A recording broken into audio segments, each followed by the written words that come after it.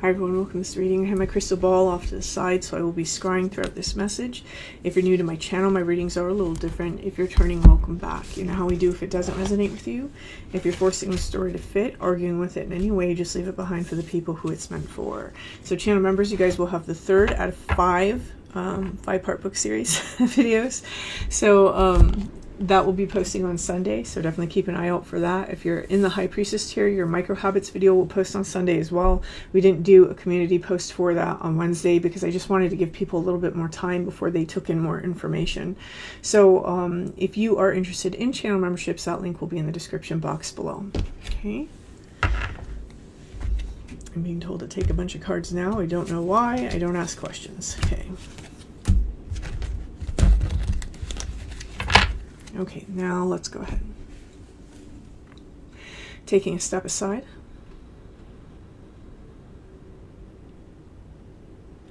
And allowing Spirit to pass through me.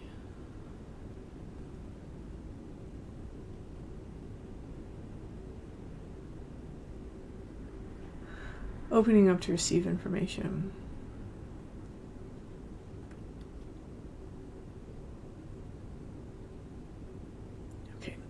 So the thing that I'm seeing first when I step in the space, I'm seeing like this blackness, and I'm seeing this like, it's a candle with a flame, but the candle isn't important, it's the flame. Okay. I'm zeroing in here. And so this is like a single flame. Okay, isolated flame. Okay. And then oh, okay, so I just heard something that I've done a couple of readings for this collective. It's isolated healer. So whoever this message is for, you're somebody that has a natural healing ability, whether that's something that you actually practice as a modality, or if it's just simply that you're aware that when you're in someone's life, you're very generative as a force for them, very healing, or you have a way of kicking off people's healing journeys. There's something here about isolating to a pretty significant degree. Okay. We have the cave, and so this isolation here is really this going within, right? I think that somebody, whoever this message is for, if you are resonating as an isolated healer, one of the reasons why you probably went solitary is to heal yourself in some regards, to protect your peace, to protect your own space and your own energy. There does seem to be this like blocking that we have. We don't want other individuals to somehow access this space at this time. And maybe you've been here for a week, maybe you've been here, I feel that it's actually pretty long for whoever this message is for. Okay. It's interesting because if you look at the image here over this, what's creating the cave is actually the negative of plants. And so when you think about a plant, you think about things that are in their generative stage. They're growing, right? There's something that grows. And the negative of that would be someone who learns how to essentially destroy that energy. And we hesitate when we have words like that, right? I think in the spiritual community, we're kind of pansies about some things. And because of that, because we only like the feel-good things, we really miss some things, right? We really miss the point. And when we talk about destructive energies, the creative and destructive energies within us, this is balance. This is happening inside your body. Cells are being created, cells are being destroyed. If you don't have cells that are being destroyed, you wind up with cancer. So this is an energy that is something that I think that a lot of people should really look at and understand their own partnership and their own relationship to the energy of destruction, because we tend to shy away from that and think that it's just negative. It's necessary. And so what this is telling me is that someone, whoever this message is for, you were probably the type of person that you were constantly trying to grow things, constantly trying to, the nature of the healer, you're trying to fix something. And the thing is that what we wind up doing when we do these things, and we're putting ourselves in the service of other people's lack continuously, or disease continuously, what it does is it takes something from us, right? This is a great way to hurt yourself or cause self-harm. And if you have isolated, what you're doing is you're destroying that type of pattern in order to allow yourself to establish new patterns. You may have had to burn bridges and destroy certain connections in order to regenerate. So there's a flip side to both the energy of generation and destruction. And whoever's message this is, I think that you are really learning that for yourself, or you already have learned that for yourself. Let's see what the next card is. So the next card is Castle. So this, I think it speaks for itself. Her eye is closed. She's not worried about the lens of other people or perceiving things outside of herself. She's very focused on what's internal. And internally what's happening is this unfolding. It's the unfolding of the rose. Different layers are starting to peel away. Her treasure is in the structure that she has created inside of her life, or the routines that she has established for herself. So you may be somebody who you found some sort of routine for yourself that is helping you. You may have found some semblance of a structure, right? It doesn't necessarily mean that you're super routine and you wake up at 8 o'clock every morning, you eat breakfast by 9 o'clock, you sit on the toilet at 10, and it's not necessarily like that. It's just that you found what works for you. You found a comfortable rhythm in which to move within your life so that it makes this work easier. I also see this whenever I see the term castle. It's our fortress, it's our fortification, staying at home often, staying within our bodies, getting in touch with our bodies, getting in touch with our nervous system. Whoever this message is for, again, this strong underlying energy of healing. So there's something about this that's trying to come out inside of this reading, that healing energy. Okay. We have Mintaken, longing for home, belonging to the original lightworkers. So I don't actually feel I'm supposed to say anything about this, so I'm just going to show you this card. And you can derive what you want to from it. Then we're going to do a cooperative reading here. Okay, so let's go ahead and let's pull some cards here. Okay, so we have the Seven of Cups. This is our dreams, illusions, fantasies, confusions. But more so than that, it almost feels, again, going back to that word that keeps coming out, and I've noticed I've used this word quite a bit the last 2 weeks, generative. There's this very generative ideation, and I hesitate to use that word because I think that word has a little bit more of a negative context, but it's almost like we're fantasizing about certain areas of our life for whoever this message is for. We may be picking up things that we always thought we couldn't do because, I'm never going to be able to do that. That's just only, something that special people do. Or it's something like that. Like, I really actually like the energy coming off this card right now for this collective. It means that we're starting to let ourselves dream. So I do think that we fell into a space here with this isolation where somebody, probably had to tend to some very deep wounds. And in that space, we don't really feel like dreaming. We don't feel open to dreaming for our future or looking forward to our future.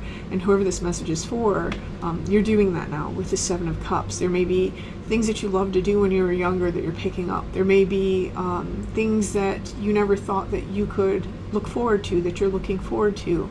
You may even be finding certain opportunities presenting themselves, or feeling like you want to leave your comfort zone in some way. Now, I do think that some of you are really working on chakra work, and the reason why I'm saying that is because I find that when this card comes up, this speaks to me about the 7 energy centers. And right now what this is speaking to me about is communication, but remember, communication is one way that we connect. So there's something here about connecting. I think that the reason why the isolated healer theme is coming up is because some of you are really considering connecting a little bit more. And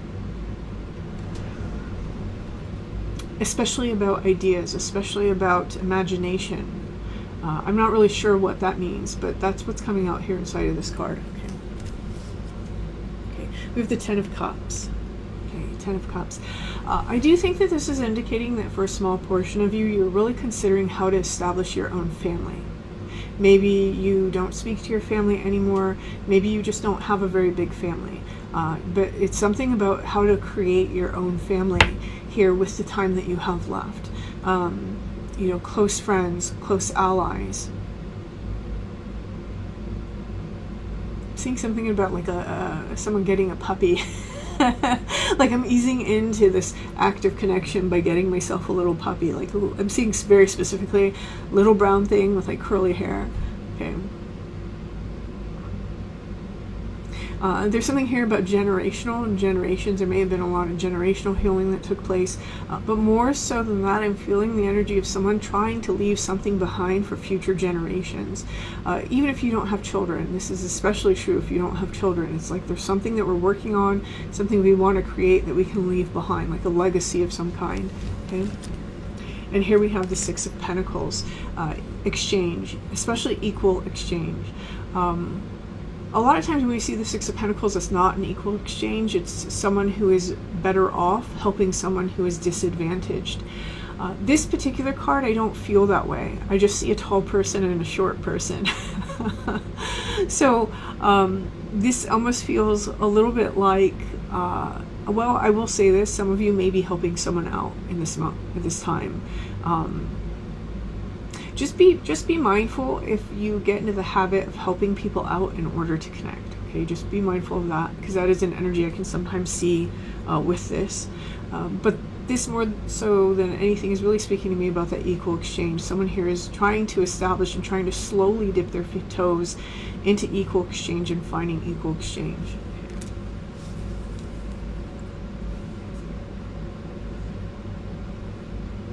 I'm just going to point something out because I think it's really funny, because it's coming up right now. So I know someone's about to do it. It's always funny when you get readings like this where it's somebody who's been isolated and someone watches it and they get triggered enough to leave a comment like, I'm not leaving my isolation. I love it here. Like there's something to prove. You don't have to leave that comment, sweetie. I mean, you can if you want, but you don't have to leave that comment. It's okay. It's okay. The reading's not for everybody. Okay.